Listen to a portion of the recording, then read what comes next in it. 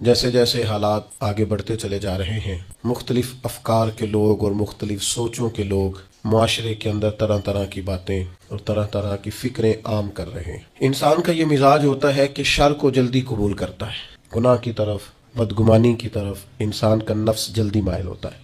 جو لوگ صدیوں سے محنت کر رہے ہیں اور دین اسلام کی خوبصورت، پروقار اور محبت سے لبریز تشریحات امت تک پہنچا رہے ہیں، انہوں نے اولین جدوجہد اس بات پر کی ہے کہ کسی بھی طریقے سے اس امت کو اللہ اور اس کے رسول کے ساتھ جوڑا جائے صلی اللہ تعالی علیہ وسلم۔ جب امت اللہ رسول کے ساتھ جڑ جائے گی تو پھر اللہ رسول کے احکامات ماننا، رب رسول کے دیے ہوئے دین پر عمل کرنا، اپنے سارے اخلاقی رویوں کو درست کرنا یہ آسان ہو جائے گا۔ جتنی محافل منعقد کی جاتی ہیں، جتنے اجتماعات منعقد کیے جاتے ہیں، جتنی خانقاہی مجالس کا انعقاد کیا جاتا ہے، ان کا ایک ہی مقصد ہوتا ہے، وہ میلاد شریف کے موقع پہ محفل ہو، معراج شریف کے موقع پہ محفل ہو، وہ کسی اور عنوان سے محفل ہو۔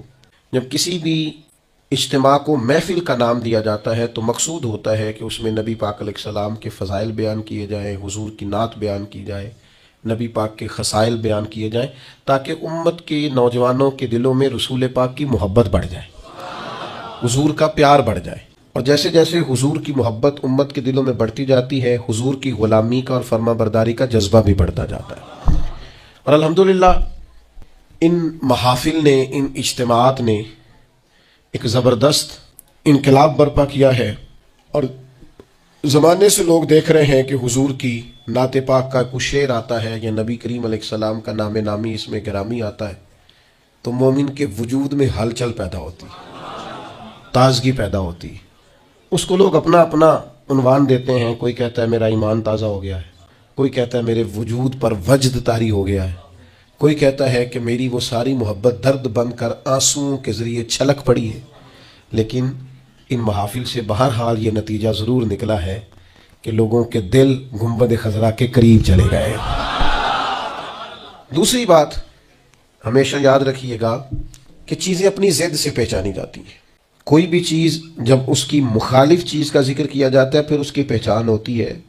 اگر رات نہ ہو تو دن کی کوئی پہچان نہیں ہے، اگر صبح نہ ہو تو شام کی کوئی پہچان، اگر اجالا نہ ہو تو اندھیرے کا کوئی نام لینے کو بھی تیار نہیں ہے۔ چیزیں اپنی ضد سے پہچانی جاتی ہیں۔ الاشیاء تعرف باضدادها۔ عرب کہتے ہیں کہ کوئی بھی چیز اپنے ضد سے پہچانی جاتی ہے۔ جس طرح نبی پاک علیہ السلام کے فضائل کا، حضور کی نعت کا، نبی پاک کی عظمتوں کا بیان ہمیشہ سے ہوتا رہا ہے نا، اس طرح کے بعض ایسے نادان بھی تھے جو ہمیشہ بعض چیزوں کو سمیٹتے رہے ہیں، بعض چیزوں کو وہ گھیرتے رہے ہیں، اور وہ تروڑ مروڑ کے چیزوں کو اس طرح پیش کرتے رہے ہیں کہ بالکل ایک نیا رستہ، ہٹ کے رستہ۔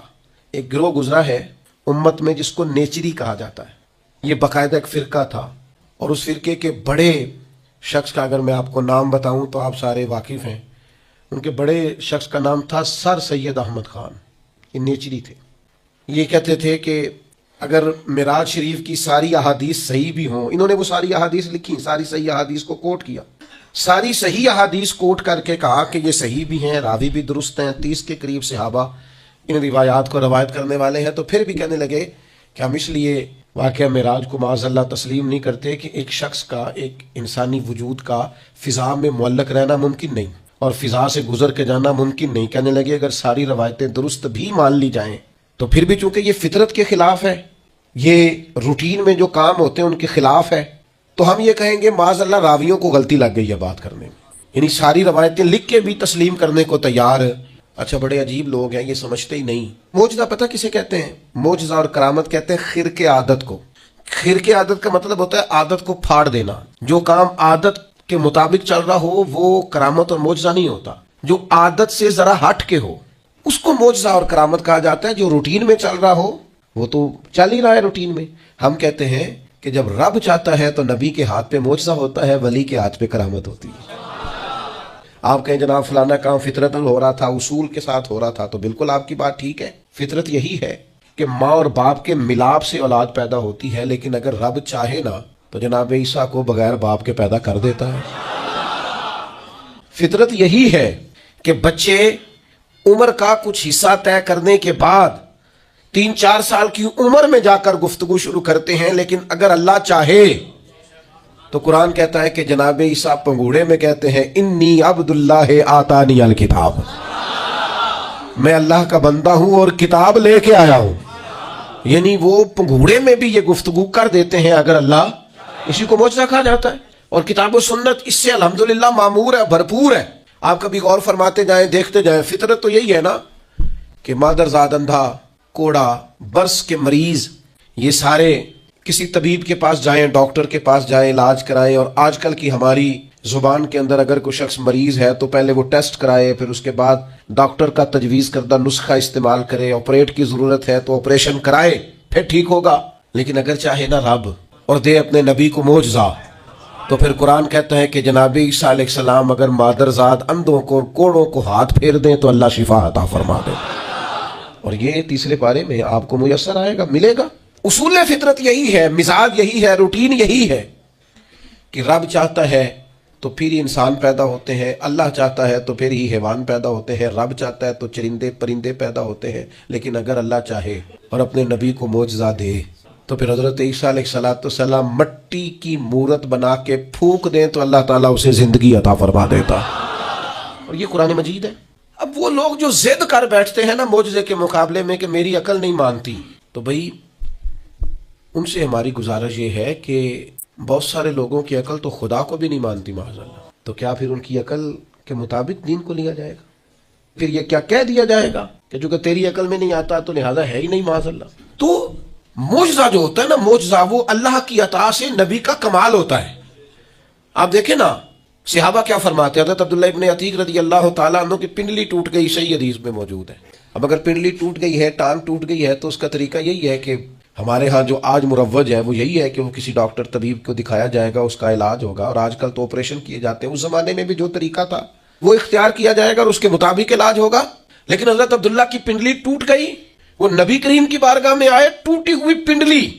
آپ چلے جائیں کسی بڑے سے بڑے ڈاکٹر کے پاس، مجھے بتائیں کہ وہ کبھی صرف خالی ہاتھ لگائے اور چیز کو شفا ہو جائے. لیکن یہاں منظر یہ ہے کہ پنڈلی ٹوٹ گئی ہے، محبوب نے لعاب دہن لگایا ہے، اللہ نے شفا عطا فرما دی. آپ اس مزاج کو سمجھیں، یہ دین کا باقاعدہ عنوان ہے، یہ باقاعدہ عنوان ہے دین اسلام کا. اب آنکھیں کسی شخص کی دکھتی ہیں تو اب تو خیر اللہ تعالیٰ نے آسانی کر دی، ورنہ یہ 10-15 سال پہلے کالا موتیا، سفید موتیا ایک بہت بڑا مرض ہوتا تھا اور باقاعدہ مشکل تھا لوگوں کے لیے علاج کی طرف بڑھنا، مشکل کام تھا. اور آنکھوں کی بینائی آج بھی آپ دیکھ لیں، پیدائشی طور پر بچے بیچارے بعض آنکھوں کی نظر کی کمزوری کا شکار ہے، اتنی موٹے شیشوں کی اینکیں ان کو لگی ہوئی ہیں اور بڑی مشکل سے وہ دیکھ پاتے ہیں.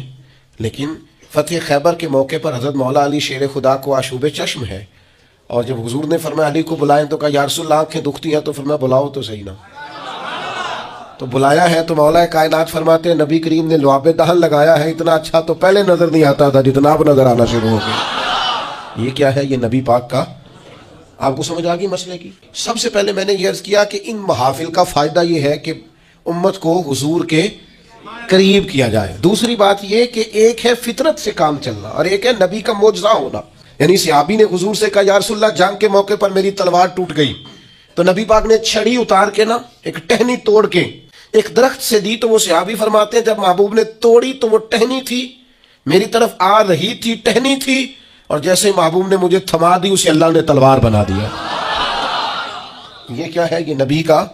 ایک تیسری بات سنیں، اسلام کا نظام 2 طریقوں سے چلتا ہے.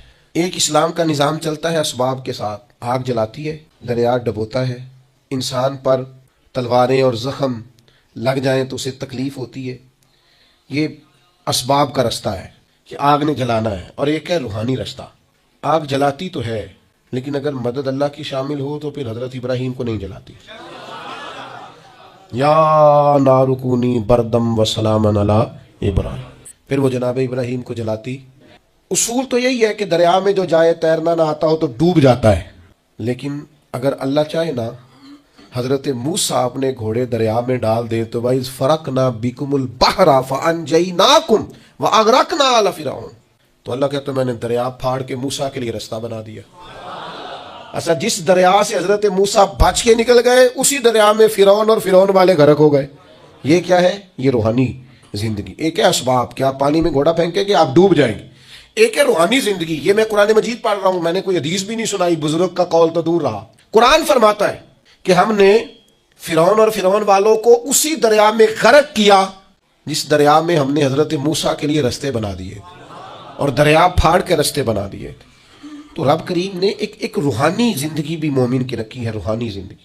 ذرا غور کیجئے کہ بھلا میں کیا کہنے لگا. صرف 50 سیکنڈ کے لیے آپ نے سوچنا ہے.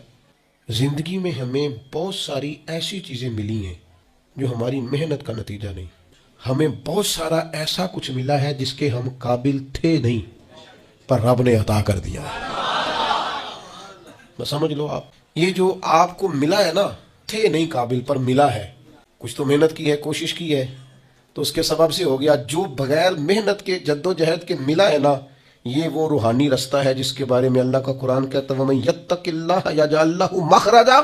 جو اللہ سے ڈرے گا، اللہ ہر مشکل سے نکلنے کے لیے اسے رستہ